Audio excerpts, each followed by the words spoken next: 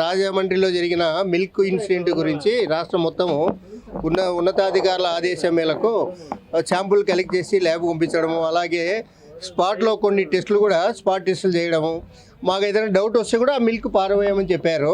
కాబట్టి కొన్ని ఇక్కడ అయోడిన్ టెస్ట్ కానీ, అరహర పౌడర్, యూరియా టెస్ట్ కానీ, తర్వాత లాక్టోమీటర్ టెస్ట్ కానీ చేయడం జరిగింది. అట్లే కౌ మిల్క్ ఒకటి, తర్వాత బఫెలో మిల్క్ శాంపుల్ కూడా కలెక్ట్ చేసాము. తీసి ఫుడ్ ల్యాబొరేటరీ నాచారం పంపడం జరుగుతుంది.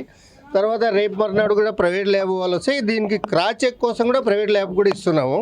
Cold chain system పంపించమన్నారు.